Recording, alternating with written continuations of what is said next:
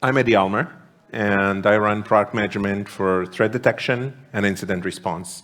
This means that my group of product managers takes care of SOAR, of UEBA, of SIM, of course, of Director, that will be important to many of you, and of Agent X. Just show of hands, anybody here using Director? Director APIs? SIM, of course, all of you. SOAR, how many? Okay. Anybody here trying Agent X yet?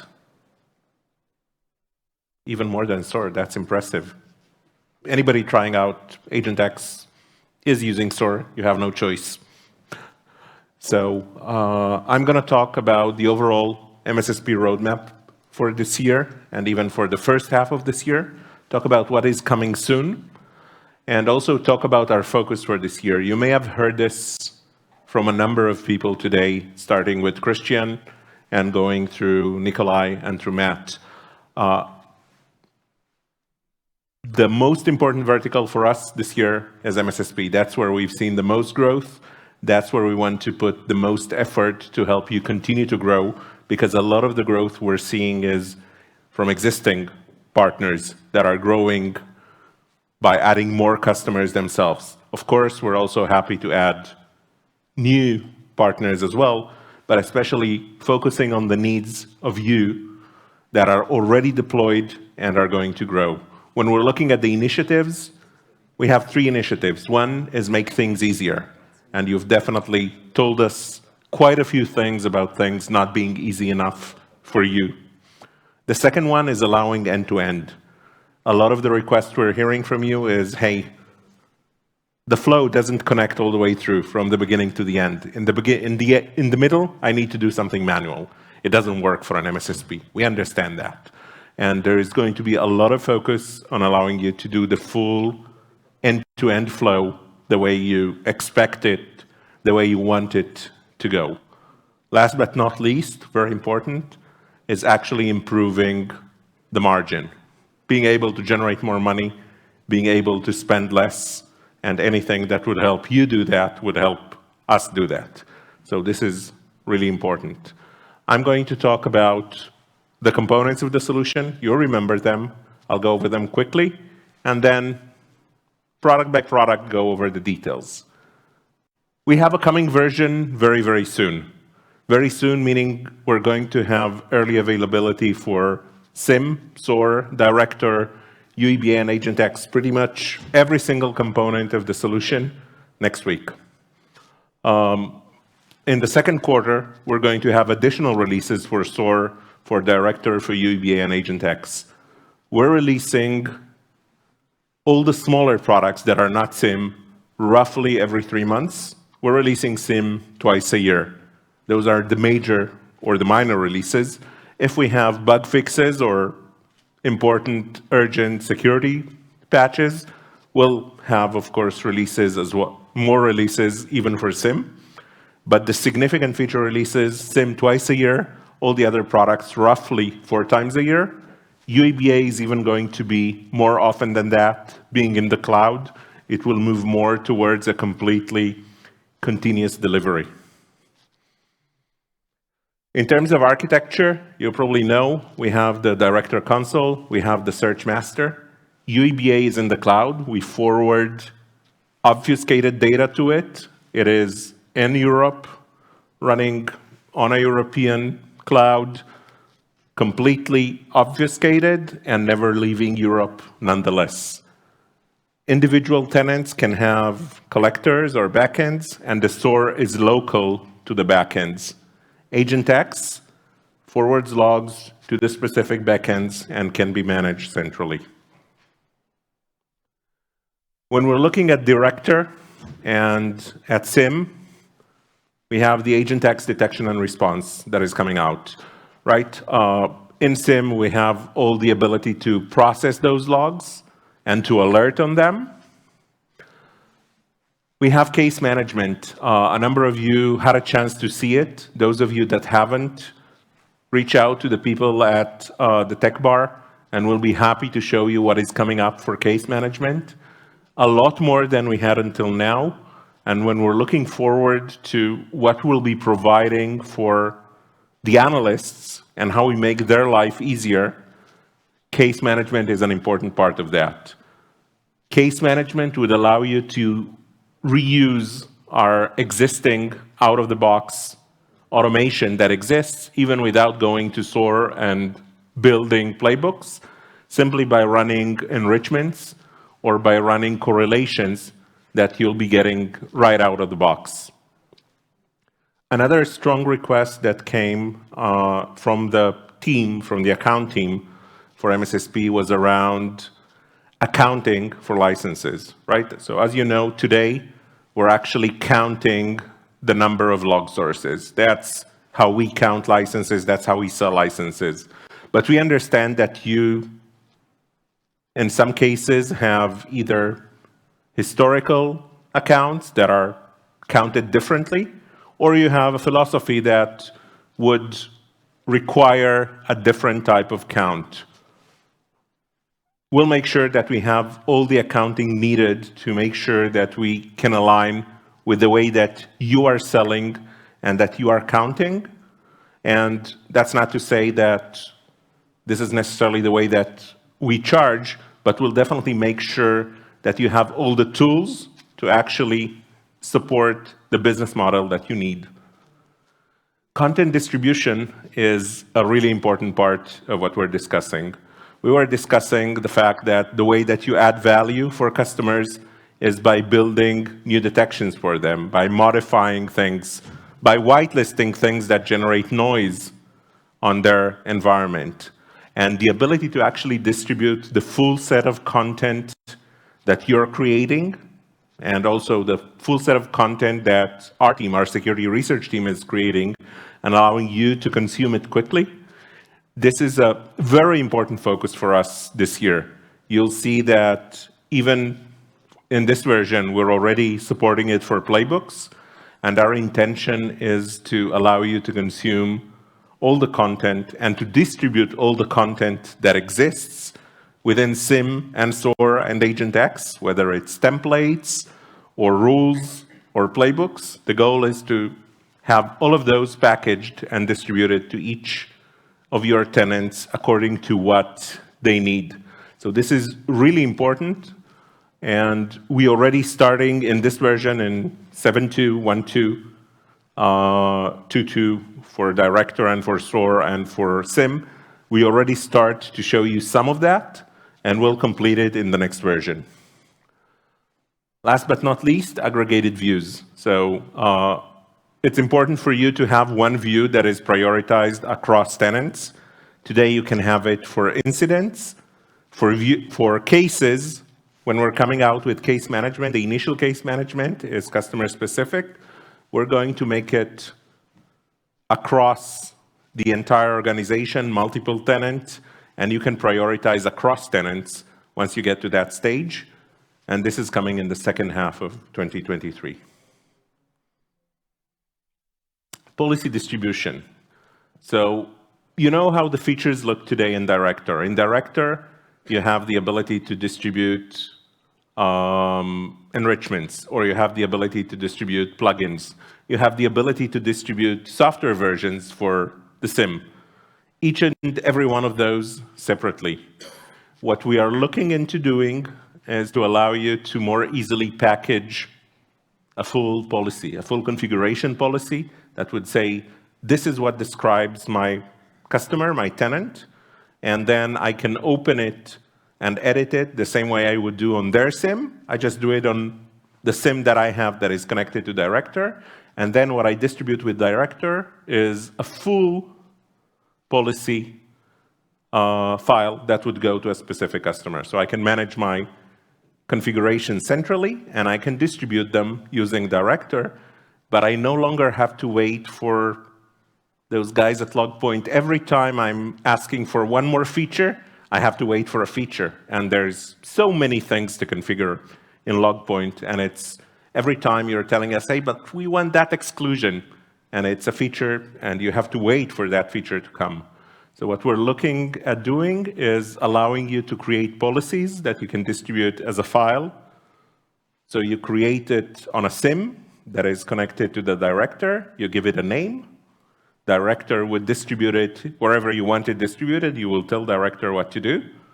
And then each of the tenants would get the full configuration that you edited centrally, and you'll be able to manage pretty much everything you want to manage, finally. SOAR and UEBA. So SOAR, you may have seen already that we have support for SLA. For some MSSPs, SLA is a pretty important thing because the contract with the customers would sometimes depend on response times. And there would be actual financial agreements around the response times. So we'll be measuring the response times, and not only will we be measuring the response times, we'll allow you to actually run playbooks before you run out of time. So even if you have something that needs to be responded to within 2 hours, after an hour and a half passed, we'll escalate it. We'll send it to 2 additional analysts. We'll send it to the SOC manager. Hey, this is going to run out of SLA. You might want to look at it. We'll send notifications when something happens. And of course, we'll allow you to have reports so you can discuss this with your tenants. The second thing that already was released is the central user management. So you can manage SOAR remotely the same way that you manage SIM from within Director. This is something that is already available today.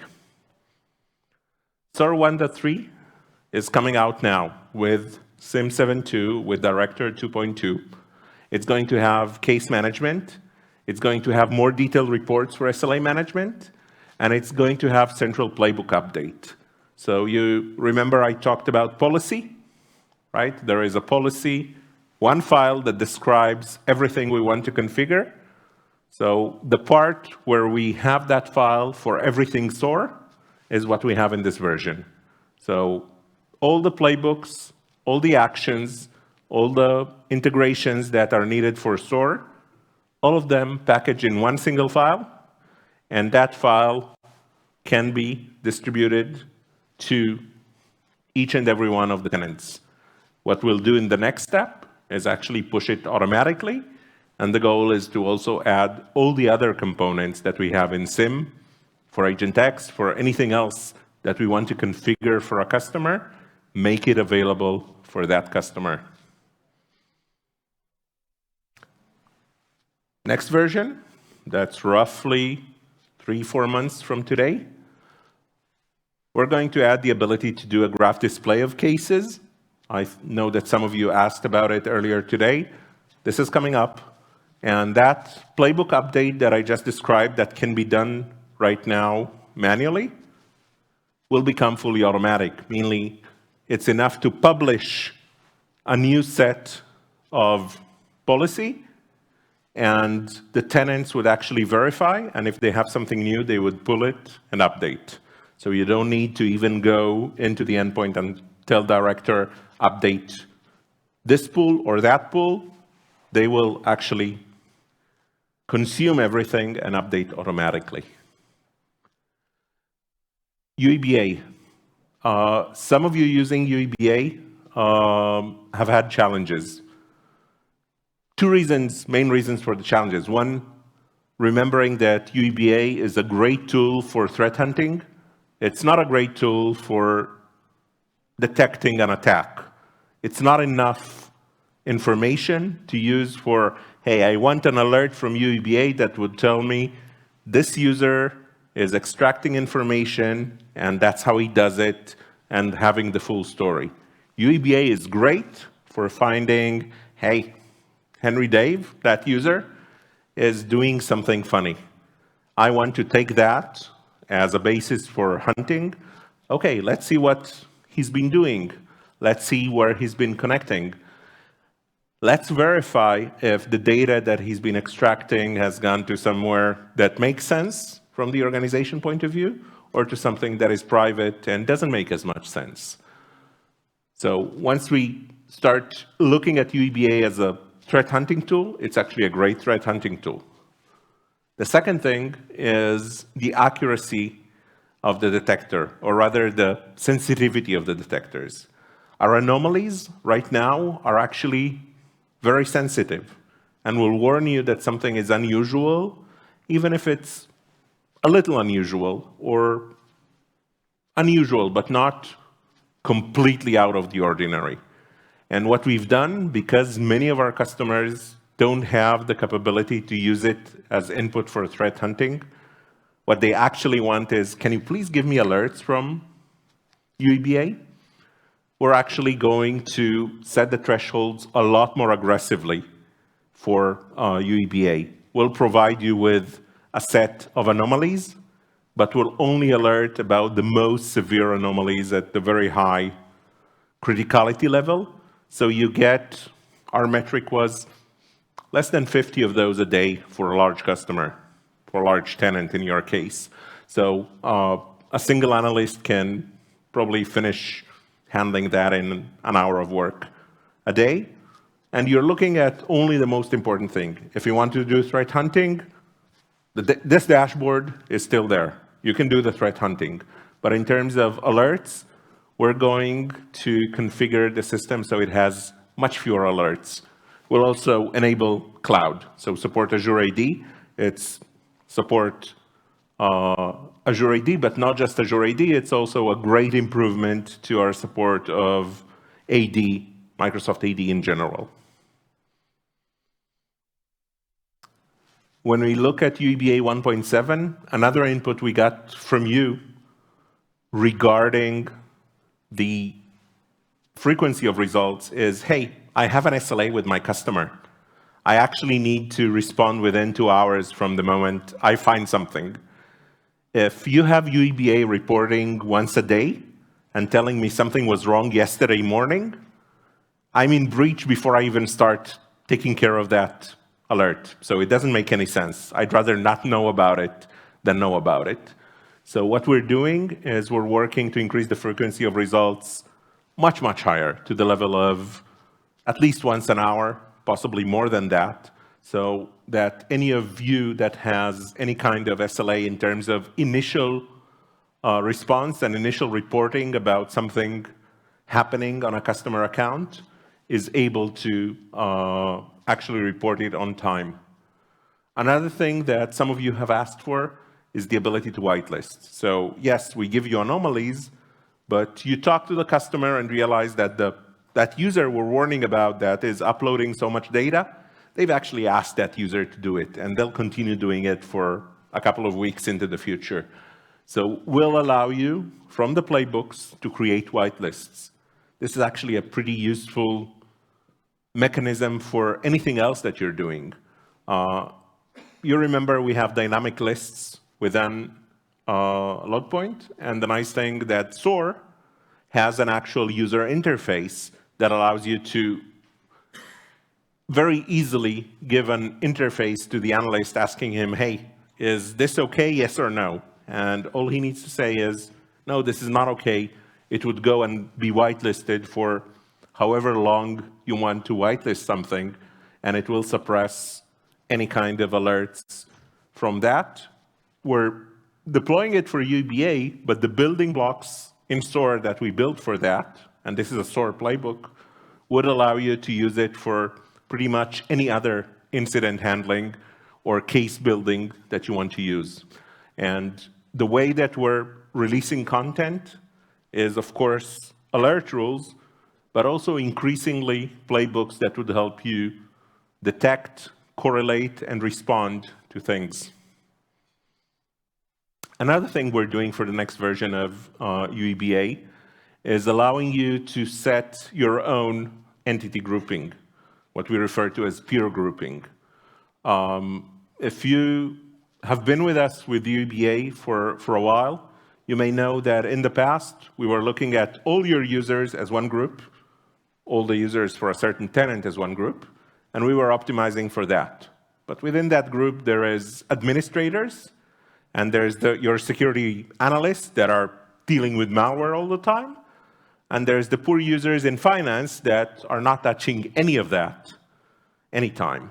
And if we're building a baseline for everybody together, then whoever is doing security research would keep getting flagged all the time.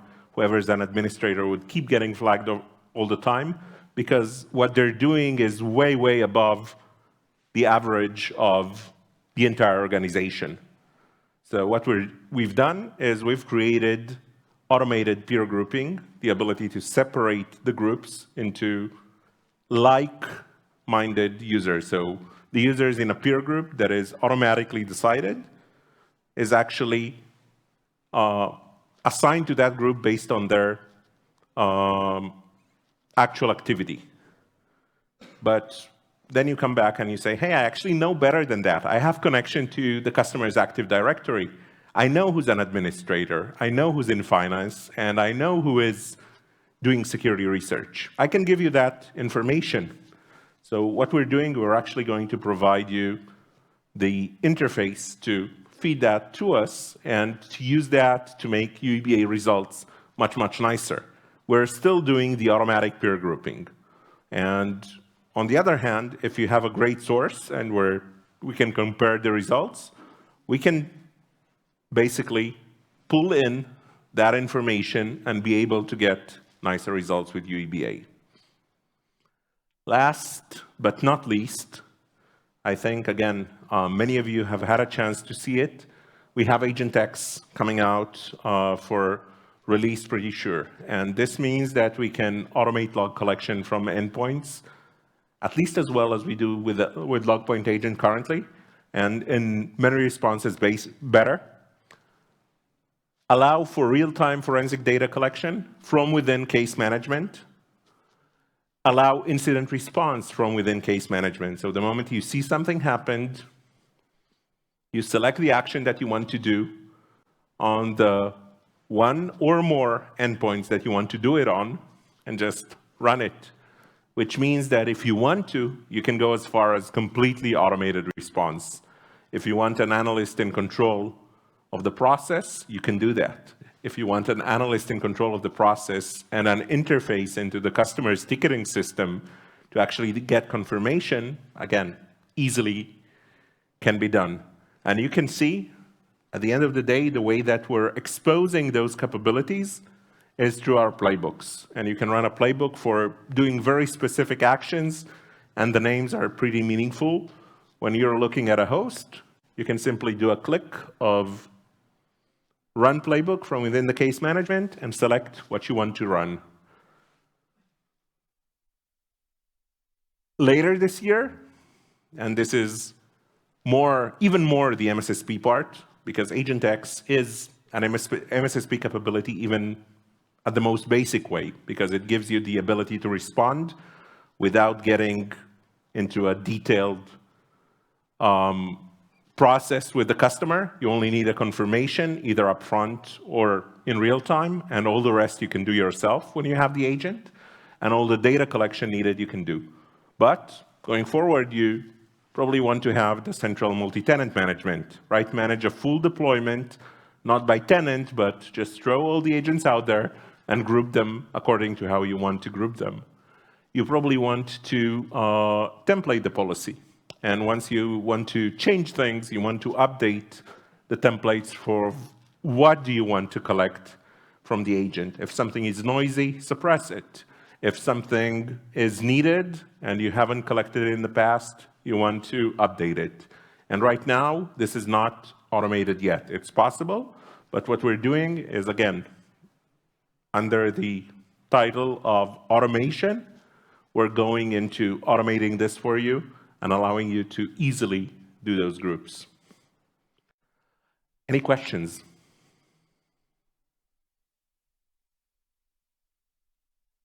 So I'm doing everything you want? Nope. Nobody has any complaints? I'm worried. Okay. So if you do think of questions, we have the full team here. If you look behind you, Utsav, for Agent X. And we also have Abinit, not here in the room at the moment, who runs SIM and also manages Director. And you can talk to me about SOAR and UEBA. and we'll be happy to help about any questions you have. So, yeah. What do you mean by what endpoints? OSs? So AgentX, the initial release is Windows. And then we're going to add specific flavors of Linux. Mac is also on the roadmap, slightly further out. Is there a specific need, something you're interested in? So the focus is first and foremost on the Windows ones. And we're starting with servers, but after some additional features, we can go for some large-scale, full endpoint laptop, desktop deployments. So it depends on how much processing you want to do on the endpoint.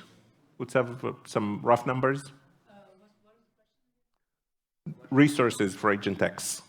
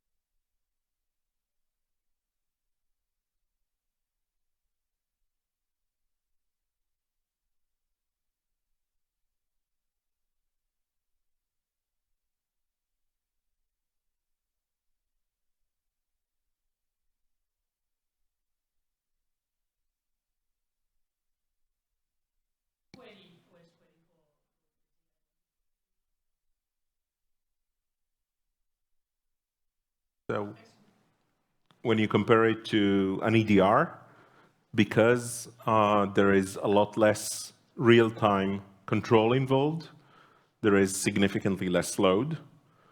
And some of the queries where you can do, for example, for the forensics or for data collection, you can do them at times of day that are even more convenient. So it's not just the footprint that is very convenient, but the impact on the end user can be further controlled because the real-time component is relatively limited in the set of things that you're doing on this agent.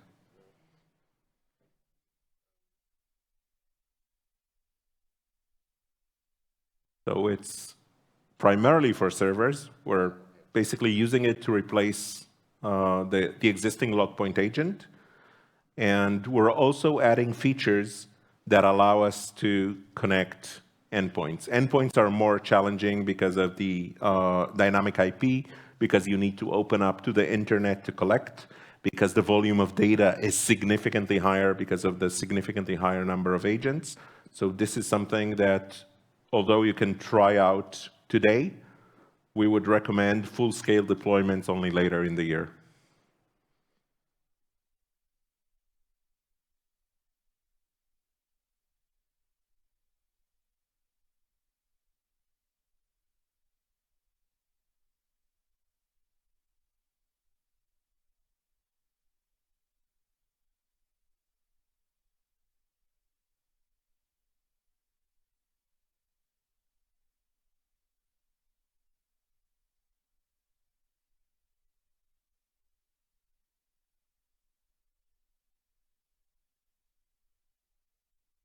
Yes. So if you want to do response, the loop of the response would include communications. AgentX is not an EDR, meaning you don't have an on-agent real-time blocking of attacks. This is not a component. And the response that you're doing requires a connection, first of all, for the logs to get to the SIM and to the SOAR, and then yet again connection for the response to go back, the command to go back, and the response to the command to get.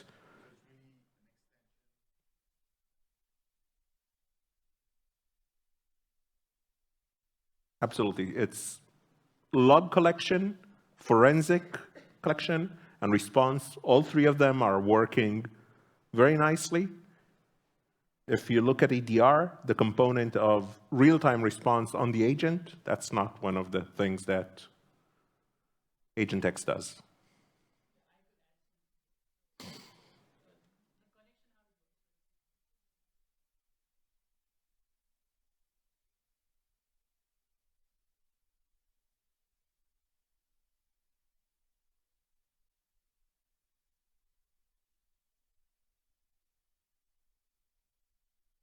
Going to the SIM and saying, hey, do you have anything for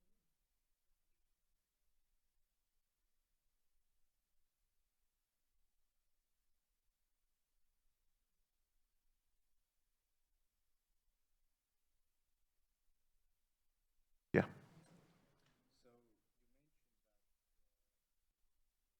Supporting dynamic IPs with the licensing. Correct me if I'm wrong, but currently when you're adding a log source on Logpoint, dynamic IPs, host names, domain names.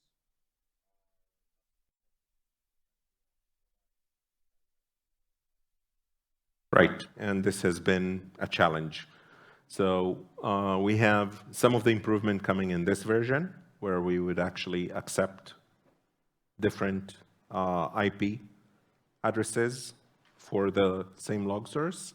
And in the future, we're going to upgrade it so there is completely automated learning. So we're going to say we're allowing 50 agents, and whatever agent is connected by the host name, we will count those.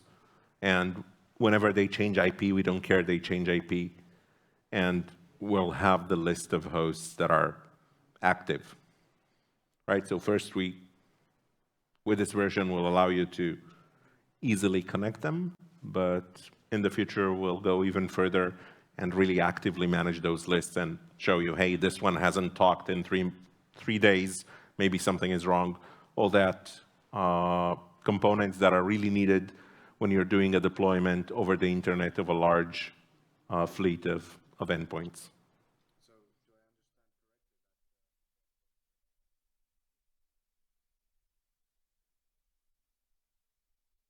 So when you're looking at dynamic IP, there's two components. The first component is, do we have a log source that can change its IP address, but keep its host name? And the second one is, can we manage the licensing for that? The licensing is another challenge. So in terms of accepting those connections and keeping them the same log source, this is coming now. Okay. In 7.2.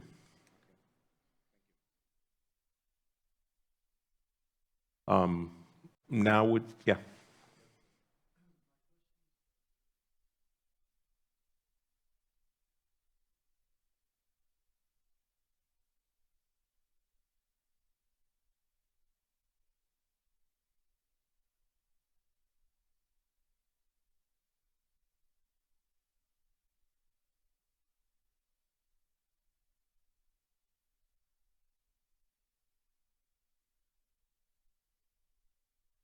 Yeah.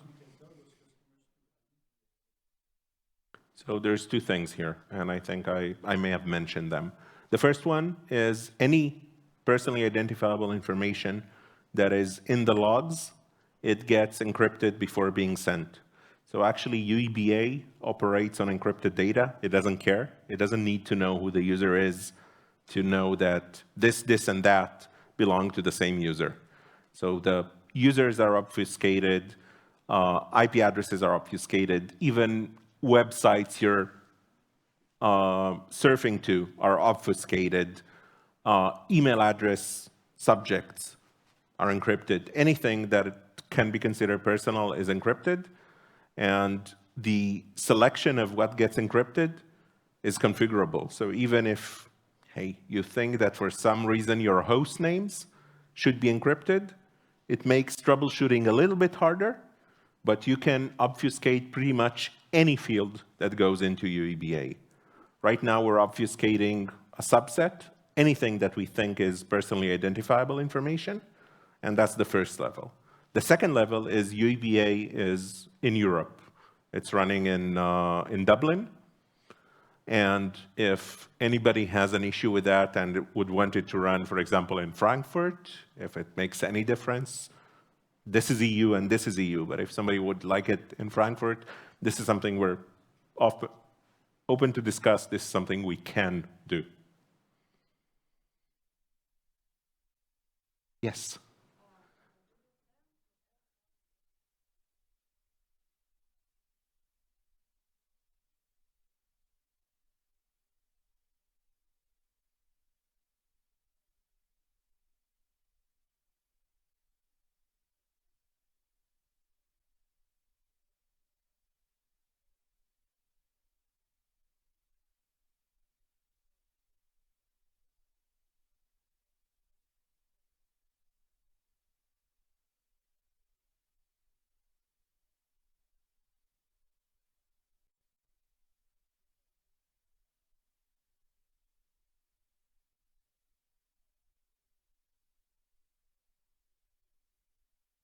I understand. So you want like a dead trigger. So basically, hey, I have some kind of automation that would disconnect the agent and leave it only open to talk back to me if I don't manage to connect to it for 48 hours.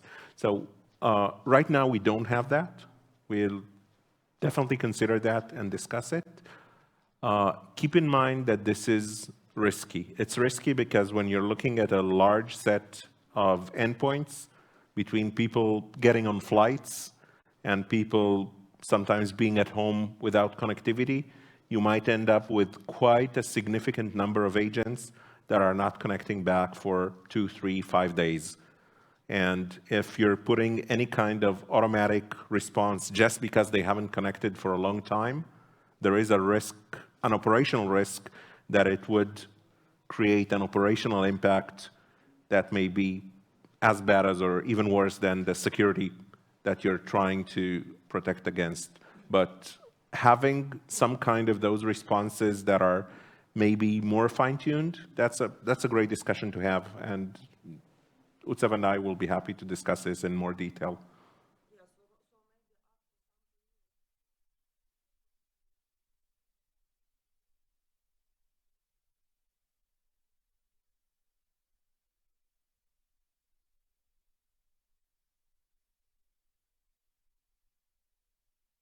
This is something we can do, and we can discuss the details of how this can be done.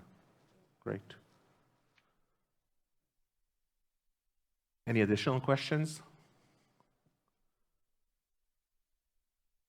So I would love to hear more, and my team would love to hear more from you. But if we're finishing, the next thing is actually the cocktails. So that's fine as well. Great. Thank you, everybody. And thank you very much for AV all through the day. That was great.